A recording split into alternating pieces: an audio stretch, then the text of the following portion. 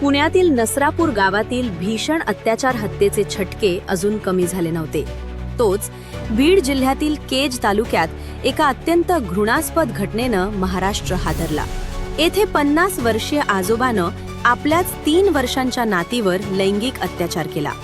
पीडित मुलीची आई आपल्या मुलीसह माहेरी आली होती. 16 ते 25 एप्रिल या कालावधीत आजोबांना संधी साधून हे भयंकर कृत्य केले.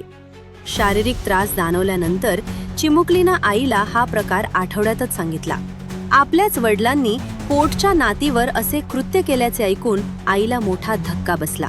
तात्काळ युसूफ फडगाव पोलीस ठाणे गाठून आईनं तक्रार दाखल केली. तातडीनं कारवाई करत पोलिसांनी बालकांचे लैंगिक अत्याचार प्रतिबंधक कायदा पॉक्सो कलम 4 आणि 6 नुसार गुन्हा दाखल केला. पिंक पथकाचे पोलीस उपनिरीक्षक प्रकाश शेळके यांनी धाड टाकून नराधम आजोबाला बेड्या ठोकल्या. आरोपीला न्यायालयात हजर करण्यात येणार आहे. पोलीस तपास पुढे सुरू असून पीडित कुटुंबाला कायदेशीर आणि मानसिक मदत देण्याची प्रक्रियाही सुरू करण्यात आली आहे. भोर, चाकण आणि आता बीड येथील अत्याचार घटनांमुळे राज्यात मोठा संताप निर्माण झाला आहे. साप्ताहिक पोलीस वॉरंटच्या स्थानिक बातम्या आणि व्हिडिओ नक्की पहा. लाईक करा, शेअर करा, कमेंट करा आणि